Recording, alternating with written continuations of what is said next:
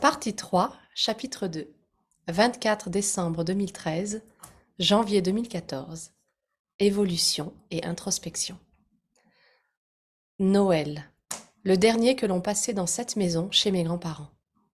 La mort de son fils avait enfin décidé ma grand-mère à chercher une demeure plus proche des commodités et de plain-pied. Elle avait du mal à marcher et je sentais que son regard se perdait souvent, de plus en plus, vers un lieu inconnu. L'ambiance était plus détendue que l'année précédente. Nous ne faisions plus semblant d'être heureux. Nous étions rodés. Nous étions déjà passés à travers une première fois. Nos vies reprenaient doucement le dessus. Nous parlions à nouveau du futur. Ce fut également l'époque, la fameuse, de la Reine des Neiges. Je suis allée le voir au cinéma avec ma famille cet hiver-là. Et les messages m'ont marqué. Plus que ce formidable sentiment de libération, j'ai noté ce remarquable hommage à l'amour entre deux sœurs. Je regardais la mienne du coin de l'œil. Je ne pouvais exprimer tout ce que j'avais sur le cœur, par pudeur.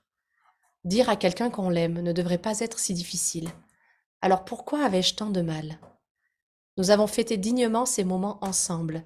Les photos et les souvenirs joyeux revenaient régulièrement dans la conversation. Je décidai de passer le nouvel an en compagnie de copains et de sortir de chez moi. Cette année, je voulais bouger, vivre, rire, chanter, danser. Nous avons même presque mis le feu à la hotte de notre hôte. Je me sentais bien. La nouvelle année démarrait avec cet énorme projet qui se concrétisait doucement, l'achat de l'appartement. Avec l'achat, j'ai commencé la longue tâche de faire du tri et des cartons. J'avais beaucoup accumulé, plus que ce que je ne pensais. Ma meilleure amie puis ma mère sont venues m'aider 2 week-ends de suite pour gérer les gros meubles, les démonter et les préparer au transport. Démonter un meuble pouvait paraître anodin, mais un en particulier était symbolique. Il avait été monté par mon père à l'époque et représentait mon ancienne vie.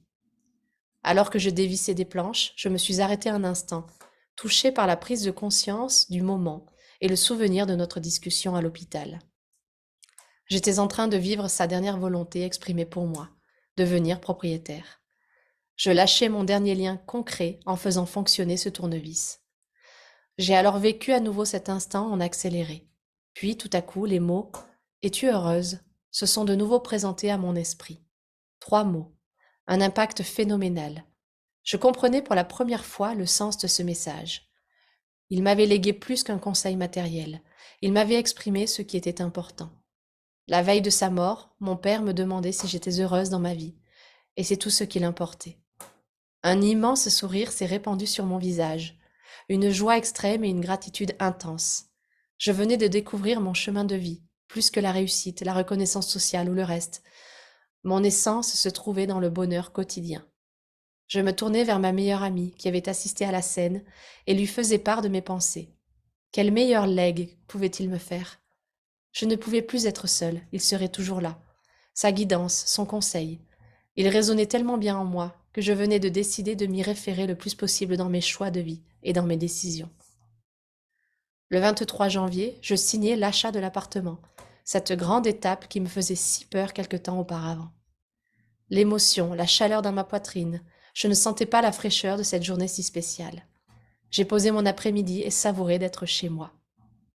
J'en profitais aussi pour faire les premiers allers-retours entre les 2 appartements, pour porter et déballer quelques cartons. Et puis, évidemment, j'ai célébré l'occasion avec des amis à la maison, par terre, avec du champagne et des coupes, dans cette pièce vide de mobilier, mais pleine de rire et de joie. Il était facile avec le recul de se rendre compte que quelque chose ne tournait pas complètement rond. Alors que je m'épanouissais dans ma vie privée, que je me réalisais peu à peu, je me laissais submerger de nouveau par le travail. J'avais oublié les sensations post-Cambodge. Je me donnais à fond et retombais dans mes travers. Rester tard, apprendre pour pouvoir conseiller, aider autant que je pouvais. Je voulais toujours faire grandir les membres de mon équipe. Et pourtant, chaque semaine, je rentrais chez moi en me posant des questions sur ma gestion, sur mes capacités, sur la meilleure manière de traiter tel ou tel sujet, la meilleure façon d'aborder telle ou telle personne. Dans ma quête de leur épanouissement, dans ma maladresse, dans mes questionnements, j'éprouvais des difficultés. La gestion humaine me passionnait, mais relevait également d'une de mes plus grandes inconnues. Étais-je trop intransigeante, trop demandante, ou au contraire pas assez? Étais-je juste? Fallait-il que je le sois? J'étais confrontée à ces tracas et je devais gérer les contraintes politiques de ma nouvelle position. Les conflits entre divisions, mais surtout les ressentis et les non-dits, me faisaient marcher sur des œufs. Je ne souhaitais qu'une chose, une collaboration, l'oubli du passé et des discussions sereines. Alors je m'épuisais à essayer d'assainir les réunions, de faire digérer les anciennes rancœurs et de faire avancer les sujets tant bien que mal.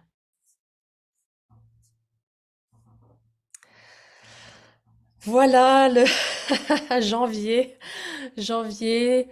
euh, Ce chapitre, il est intéressant parce qu'il aborde en fait le passage qui suit bah, le changement en fait, cette phase d'inconfort total, hein, et également de déséquilibre. C'est-à-dire que d'un côté, il y a ma vie privée où je ressens en fait cette évolution, cette espèce d'épanouissement, ce quelque chose qui est en train de s'ouvrir. Et c'est normal, hein, c'était la prise de conscience que j'avais faite à la mort de mon père qui était que je n'existais pas, que je n'avais pas de vie privée d'une certaine manière. En fait, que je ne me connaissais pas dans une vie privée. Et donc là, on se rend compte que le chemin vers me trouver passe par ces changements dans ma vie privée. Et donc, ça découle de ce sentiment qui émerge de l'appartement, l'achat, la fête, et puis euh, comment on pourrait dire, les événements un peu particuliers liés à l'achat, hein, à la vente, au déménagement, qui sont le tri et les souvenirs. Parce qu'en fait, quand on trie, c'est un acte hyper symbolique, le tri, que ce soit pour un déménagement ou pas, hein, d'ailleurs. C'est par le biais du tri matériel, on trie une énergie en nous, on trie notre esprit, on trie des choses qui sont à l'intérieur de nous. L'acte matériel de prendre des papiers, des objets, des choses, de les mettre, de dire ça, ben, j'en ai plus besoin ou ça ne me correspond plus, ou de les donner ou de les vendre, de les mettre de côté, c'est également une manière de faire le tri à l'intérieur de soi, de faire le tri à l'intérieur de ses ressentis, à l'intérieur de son corps spirituel, à l'intérieur de nos corps émotionnels, mentaux. Et donc, c'est un acte qui est, si on le fait en conscience, c'est un acte qui peut être extrêmement puissant. Et je l'ai d'autant plus vécu en déménageant ici en Ardèche. Donc vraiment, de faire ces actes-là de tri, même régulièrement, on parle de nettoyage de printemps. Bon, là, je le fais en janvier. Mais pourquoi est-ce qu'on parle de nettoyage de printemps? En fait, c'est cette notion de faire le tri après la période de l'hiver, et donc d'identification de tout ce dont je n'ai pas besoin, un peu de sommeil, de mort et de sommeil. Je prends le temps de mettre de côté ou de dire, bah ça y est, ça, ce n'est plus moi, je n'en ai plus besoin, hop, je le passe. Et de pouvoir ensuite, eh bien, repartir sur de nouvelles énergies, de nouvelles bases. Quand je fais le tri, eh bien, il y a un meuble en particulier qui est lié complètement au souvenir, hein. C'est ce meuble que je démonte et qui avait été monté par mon père à l'époque. Donc, vous voyez que l'objet, souvent, pourquoi est-ce qu'on s'y attache? C'est pas tellement l'objet en soi, c'est le souvenir rattaché à l'objet. C'est l'émotion, c'est l'énergie rattachée à l'objet qui fait que ça peut être difficile de, de, de lâcher prise, en fait, de s'en détacher. Et donc, quand je démonte ce meuble, je me rends compte que finalement, euh, eh bien, j'ai, d'une certaine manière, j'ai réussi à faire la dernière volonté de mon père, on pourrait dire ça comme ça, c'est-à-dire de trouver un appartement. Et ce qui est assez fou à ce moment-là, c'est que je ressens une petite émotion de dire pétard, ça y est, j'ai plus de ligne de guidage, en fait, de ligne de guidance. Et en fait, pouf, j'ai ce message qui me revient à l'esprit et je revis complètement la situation à l'hôpital. C'est-à-dire que là, et c'est vivide dans ma mémoire, c'est comme si j'étais de nouveau transportée dans le passé, sans l'émotion du moment, mais en tout cas avec juste le message qui m'avait été transmis. Et ce message était: es-tu heureuse? Et là, je me rends compte que plus que les objets matériels, plus que le fait d'acheter un appartement, plus que la réussite sociale, etc., en fait, la question, c'est pas la recherche hein, du bonheur. Ça, je tiens à être vraiment précise là-dessus parce que on peut rechercher le bonheur et finalement être de nouveau dans une quête vaine. C'est plutôt le fait de se sentir bien dans le quotidien, de se sentir bien à l'instant présent. Et c'est ça que j'ai intégré à ce moment-là. C'est-à-dire que je l'ai je me suis posé la question de est-ce que je suis heureuse? Oui, non. Là, oui, j'ai été heureuse à ce moment-là. Et ce n'était pas ce truc de dire d'aller chercher à l'extérieur ce bonheur, d'aller chercher quelque chose euh, qui finalement n'arrive jamais. C'était de le sentir à l'intérieur de soi, de rentrer dans une introspection, dans un voyage intérieur, d'être dans le bonheur, dans l'ici maintenant. Et ça, en fait, ça a vraiment été une épiphanie pour moi. Ça a été une vraie prise de conscience de me dire, ok, ma boussole, ma guidance, qui était initialement, en fait, je ne savais pas spécialement où elle était. Ma guidance, en fait, elle est complètement à l'intérieur de moi. Et c'est mon père qui m'a fait le miroir de cette guidance. Ça aurait pu être quelqu'un d'autre, mais en tout cas, c'est mon père qui me l'a fait. Et là, je me suis dit, en fait, c'est ça.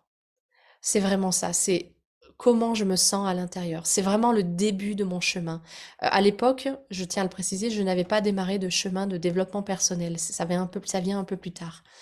Mais j'avais pris déjà conscience à ce moment-là que la vie, c'était un voyage intérieur sur se sentir bien maintenant.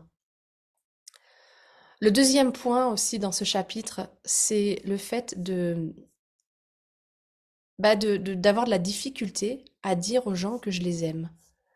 Euh, D'ailleurs, je suis même pas sûre que ce soit dans ce chapitre-là. Je crois que c'est dans le chapitre d'avant. Ah non, c'est dans celui-ci. Tout va bien. Je me retrouve à Noël. Noël, donc c'est la deuxième, hein, c'est le deuxième Noël depuis son décès.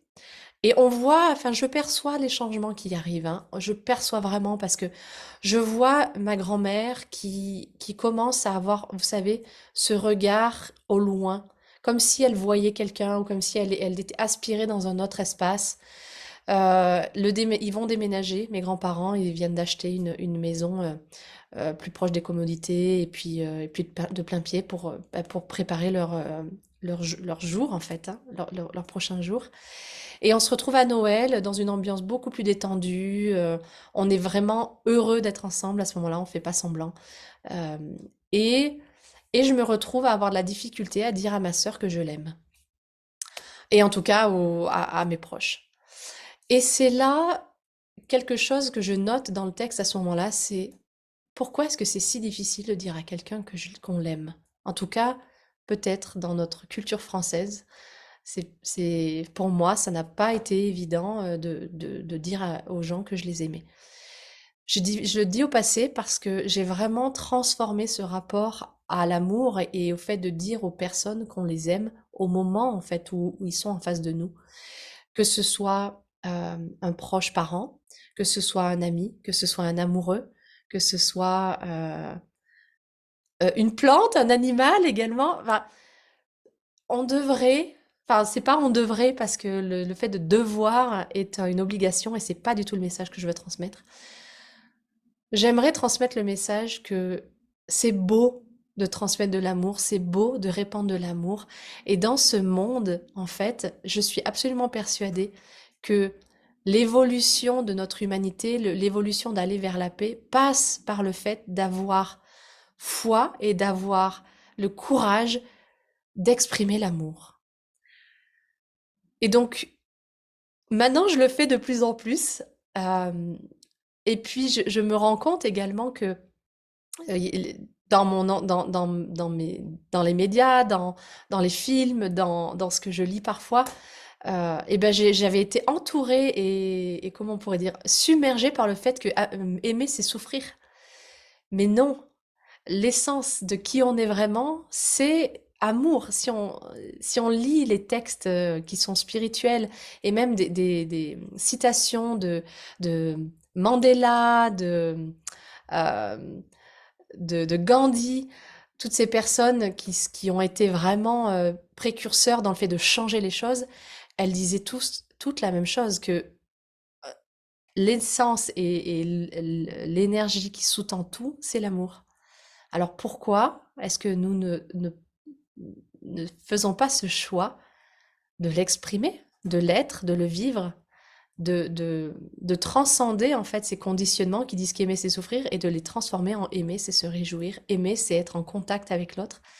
Et puis oui, il peut y avoir de la pudeur, je le comprends.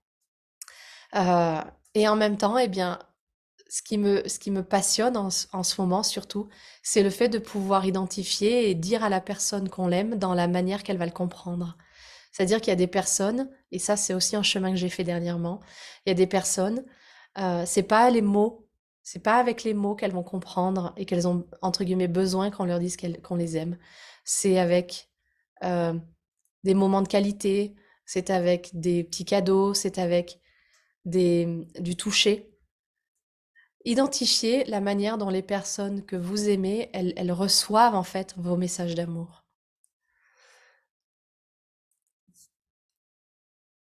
Ouais, c'est un sujet qui me passionne. Ça m'émeut. Et pour terminer ce chapitre, je vous disais qu'il y avait un certain déséquilibre qui était apparu dans ce chapitre-là. C'est donc le fait que l'épanouissement dans ma vie privée et dans donc cette espèce de, on pourrait dire, de, de chrysalide qui est en train de s'ouvrir petit à petit, hein, et ben de l'autre côté, au niveau du travail, je ne me sens pas bien, mes difficultés intérieures reviennent, je me pose 15 000 questions, hem, je me fais submerger de nouveau. J'ai une telle soif, une telle envie en fait de faire le bien, de faire bien, de faire évoluer les personnes humainement, qu'en fait je m'y perds un peu dedans. Et donc, je me retrouve de nouveau dans ce déséquilibre, mais cette fois-ci, j'en ai un peu plus conscience, puisque dans ma vie privée, eh bien, j'ai quelque chose en fait qui me motive, j'ai quelque chose qui me donne envie d'avancer. Donc, ce chapitre, il est pour moi le temps, enfin le temps, en tout cas la phase d'introspection. La phase d'introspection qui est complètement naturelle et complètement normale dans les phases de changement. Comme je vous disais, le changement peut amener de l'inconfort, peut amener un peu d'appréhension, peut amener de l'anxiété. Et c'est totalement normal. Et l'idée, c'est de l'accueillir, de sentir en fait à l'intérieur et de lui enlever ce poids de la résistance. Parce que le fait de ne pas s'en rendre compte, ou le fait de ne pas l'accueillir, lui donne encore plus d'énergie, lui donne encore plus de poids et est donc beaucoup plus lourd à traverser. Voilà, je vais terminer cette petite explication, ce petit partage, par le fait de vous autoriser à exprimer l'amour que vous ressentez pour les personnes qui vous entourent. Voilà, je vous souhaite une magnifique journée.